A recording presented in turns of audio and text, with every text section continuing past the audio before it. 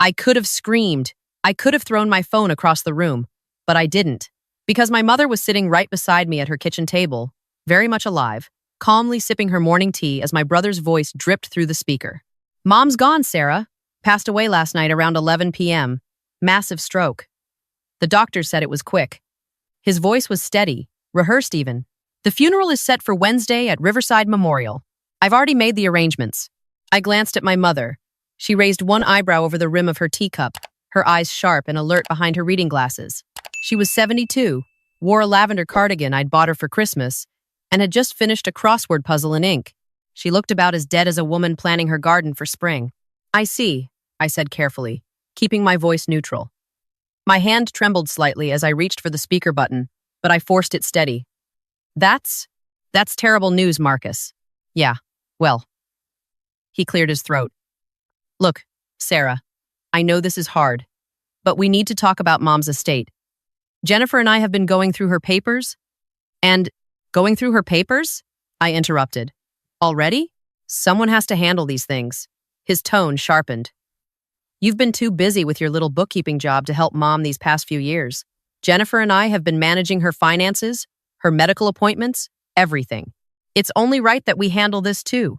My mother's lips pressed into a thin line. Her hand tightened around her teacup. I knew that look. I'd been living 10 minutes away for the past 8 years, stopping by 4 times a week, cooking Sunday dinners, driving her to every doctor's appointment. Marcus lived 2 hours away and visited maybe twice a year, always with his hand out. The house, the investment accounts, the life insurance. Mom set it all up to transfer to me and Jennifer, Marcus continued. She knew we'd manage it responsibly. You'll receive some personal items, of course. Her jewelry box, photo albums, that sort of thing. But the estate itself. He paused. I'm sorry, Sarah, but there's nothing for you. Mom made her wishes very clear. In the background, I heard Jennifer's voice, bright and cheerful. Is she crying yet? God, I thought she'd be more emotional. She's so cold. My mother set down her teacup with a sharp click. Her face had gone pale, not with illness, but with rage. I'd never seen her look like that before, like something ancient and furious had awakened behind her gentle features. I understand, I said quietly into the phone. When can I come by to collect Mom's things? Let's give it a few weeks. Jennifer and I need time to sort through everything. Decide what's worth keeping. I'll call you. He hung up before I could respond. The silence in the kitchen was heavy. Outside, a cardinal sang in the oak tree Mom had planted 30 years ago. The morning sun streamed through the window above the sink, illuminating the family photos on the refrigerator, Marcus's wedding, my college graduation, Mom's 75th birthday party that Marcus had missed because of a business trip. 8 years, my mother said finally. Her voice was quiet, measured. 8 years you've been coming here, making sure I eat properly, helping with my medications, sitting with me when I couldn't sleep after your father died. She looked at me. And my son thinks he can declare me dead and steal everything I've worked for? Mom, no. She stood up, steadier than I'd seen her move in months. Get your phone. We're going to record the next conversation. What are you talking about? She walked to her desk in the corner of the kitchen, opened a drawer, and pulled out a manila folder I'd never seen before. Inside were bank statements, property deeds, and a legal document with an attorney's letterhead. 3 months ago, Marcus came to visit, she said, alone. He told me Jennifer was in the car, not feeling well. He had papers with him, said they were updated beneficiary forms for my life insurance, that I needed to sign them to make sure everything was in order in case anything happened to me. A chill ran down my spine. Did you sign them? I started to. Her hand shook slightly as she held up the documents. But something felt wrong. The way he rushed me, wouldn't let me read them carefully, so I told him I needed my reading glasses from upstairs. I took photos of every page with my phone instead. She handed me her phone. The photos showed legal documents transferring power of attorney to Marcus, changing beneficiaries on her life insurance from me to Marcus and Jennifer, and my blood ran cold, a do not resuscitate order with her forged signature. Jesus, Mom. I called my attorney the next day. She said if I'd signed those papers, Marcus would have had legal control over my medical decisions, my finances, everything. He could have put me in a nursing home, liquidated my assets, and there would have been nothing you could do about it. Why didn't you tell me? Because I wanted to see how far he'd go. Her voice was steel. I wanted proof that my own son cares more about my money than my life.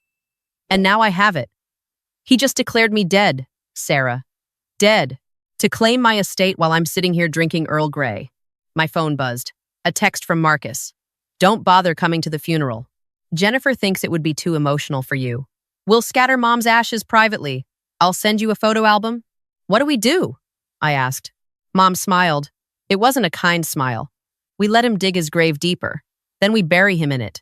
Over the next 48 hours, my phone became a documentation device. Marcus called 6 more times, each conversation more damning than the last. He'd contacted Mom's bank, claiming to be the executor of her estate. He'd called her insurance company, requesting claim forms. He'd even contacted a realtor about listing her house. The market's hot right now, he told me during one call. Jennifer thinks we should list at $520,000. It needs work, obviously. Mom let the place go these past few years, but the location's good. I looked around Mom's immaculate kitchen, at the fresh flowers on the table, the gleaming countertops I'd helped her clean 2 days ago. Let it go meant she'd been too busy living her life to obsess over crown molding. What about Mom's things? I asked, keeping my voice small, defeated. Her photos, Dad's collection. We'll handle it. Most of it's junk anyway. Goodwill, probably. He paused. Look, Sarah, I know you're upset, but you have to understand, Mom chose this. She trusted Jennifer and me to handle her legacy. You should respect that. Mom, listening on speaker, mouthed words I'd never heard her say before. I had to bite my lip to keep from laughing. On the 3rd day, Marcus sent me a formal letter via email. It was from a law firm I didn't recognize, probably someone Jennifer knew from her work as a paralegal.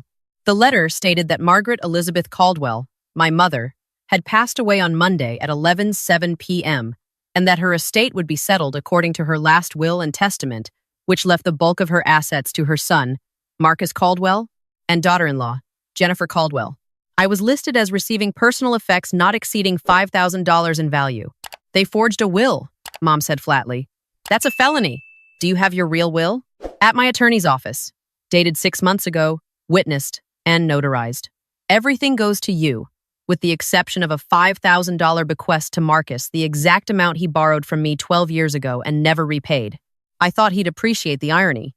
She was angrier than I'd ever seen her, but there was something else too, a kind of fierce clarity, like she'd finally stopped making excuses for the son who disappointed her for decades. We're going to the attorney tomorrow, she said. I want everything documented. And then we're going to visit Marcus. Mom, maybe we should. No, her voice was final. I've been too soft for too long. Your brother thinks I'm dead. It's time to show him what a resurrection looks like. We met with Mom's attorney, Patricia Hendricks, the next morning. Patricia was in her 60s, with silver hair and the kind of sharp eyes that missed nothing. When Mom explained what Marcus had done, Patricia's expression went from professional to personally offended. He declared her dead? Patricia repeated. While she's sitting in front of me, very clearly alive? He called her daughter to inform her of the death, contacted financial institutions claiming to be the executor, and sent a fraudulent letter from a law firm, I said, showing her my phone records. We have recordings of every conversation. Patricia leaned back in her chair. Margaret, I've been practicing law for 37 years. This is elder fraud, identity theft, attempted theft of estate assets, and possibly conspiracy to commit fraud. If he forged documents claiming to be from a law firm, that's also unauthorized practice of law. He's looking at serious criminal charges. Good, Mom said. Are you sure you want to pursue this? He's your son. He's a stranger who shares my DNA, Mom said quietly. My son died years ago. I just didn't want to admit it. Patricia nodded slowly. Then let's make sure he faces consequences. I'm going to contact the police and the district attorney's office. We'll also need to notify every financial institution he contacted, file protective orders to freeze any transactions, and, she paused. Would you be willing to confront him directly, with authorities present? Absolutely. Patricia made several phone calls while we waited. By the time we left her office, there was a detective assigned to the case, a freeze on Mom's accounts to prevent any unauthorized access, and a plan. We were going to drive to Marcus's house the next day. Mom was going to knock on his door, and Detective Laura Chen was going to be right behind her. That night, Marcus called again. I'm at Mom's house, he said. Jennifer and I are starting to clean things out. I found some old photo albums you might want. Also, there's a jewelry box, nothing valuable. Costume stuff mostly, but I figured you'd like it for sentimental reasons. I could hear Jennifer in the background. Did you find the lockbox in the bedroom closet? Not yet, Marcus called back. Then to me, look, Sarah, I know this is hard, but the faster we get through this, the better. I'm thinking of having an estate sale next weekend. Can you come by Thursday to pick up your things? Sure, I said. What time? 10 a.m.? I'll be there. Mom looked at me. He's in my house, going through my things, while I'm alive. Not for much longer, I said. Thursday morning arrived cold and clear. Mom dressed carefully, navy slacks, a white blouse, her pearl earrings. She looked like she was going to church, or to war. Maybe both. Detective Chen met us 2 blocks from Marcus's house. She was younger than I expected, early 40s maybe, with dark hair pulled back in a neat bun and eyes that assessed everything. Mrs. Caldwell, she said, shaking Mom's hand. I have to say, this is the most unusual case I've worked in years. How are you feeling? Like Lazarus, Mom said dryly. Ready to rise from the dead and scare the hell out of some people. Detective Chen smiled. I've reviewed the evidence your attorney sent over. The recordings, the forged documents, the fraudulent communications with financial institutions. We have enough for multiple felony charges. But I want you to understand this is your son. If we proceed, there's no going back. He declared me dead, Mom said. He went through my home, my possessions, my life, thinking I was gone. He showed me exactly who he is. I believe him.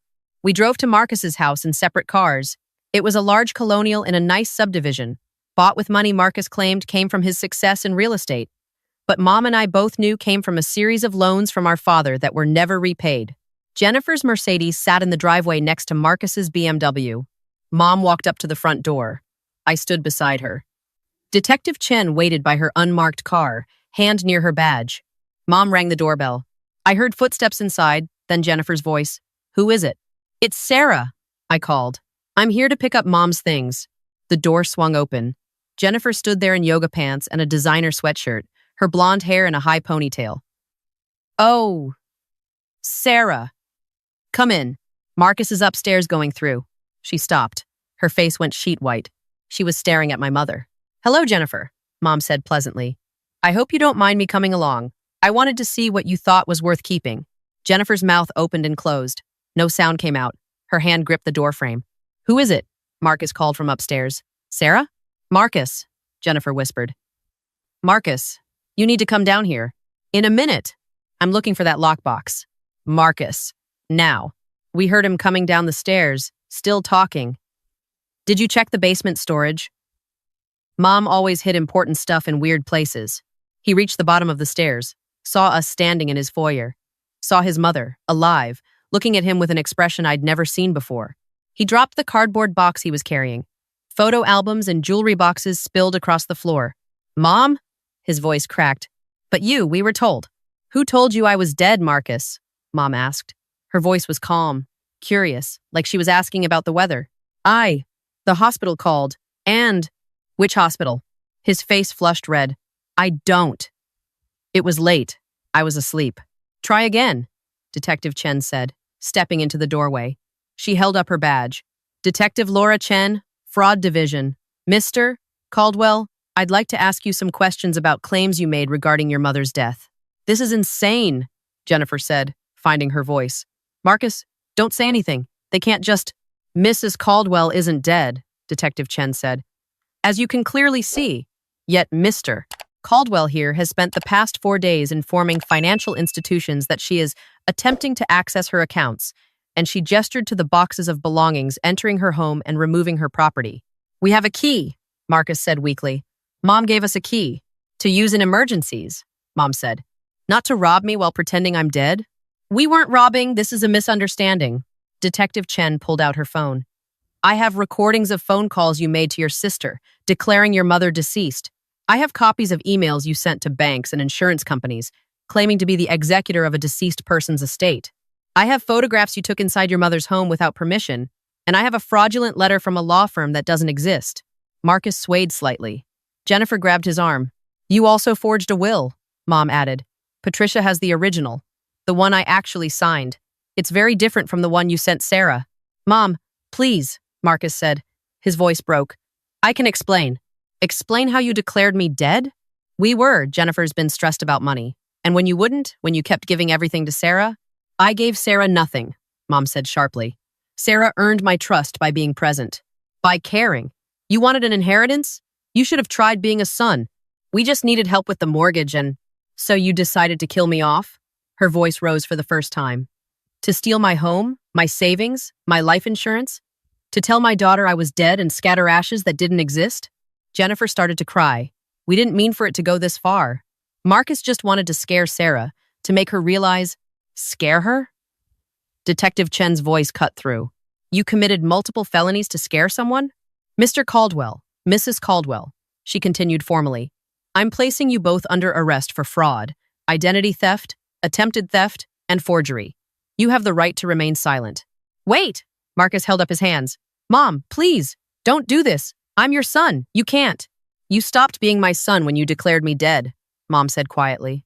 I watched as Detective Chen handcuffed my brother. Jennifer was sobbing, saying something about her job, her reputation, how they'd never survive this. Marcus kept looking at Mom like he was seeing a ghost. Maybe he was. Maybe the version of our mother he'd constructed, weak, malleable, an easy target, had never really existed. As they were led to the patrol cars that had pulled up, Marcus turned back one last time. I'm sorry, he said. Mom, I'm so sorry. I'm not, she replied. We spent the next week dealing with attorneys, insurance companies, and banks, reversing every fraudulent claim Marcus had made. The investigation expanded when police discovered Marcus had also filed a false death claim with the Social Security Administration and had attempted to access Mom's retirement accounts. Patricia kept us updated on the legal proceedings. Marcus and Jennifer were charged with 15 counts of fraud-related crimes. Their attorney tried to negotiate a plea deal, but the prosecutor wasn't interested in leniency. They didn't just commit fraud, Patricia explained. They targeted a vulnerable population, elderly people, which carries enhanced penalties. And they did it to a family member, which shows a particularly callous disregard for human relationships. How long? Mom asked. If convicted on all counts, Marcus is looking at 5 to 7 years. Jennifer, 3 to 5. They'll also have to pay restitution for all the time and money they cost you, the institutions they defrauded, and the legal fees. We're talking upwards of $200,000. Mom was quiet for a long moment. I thought I'd feel satisfaction, she said finally. But I just feel tired. That's normal, Patricia said gently.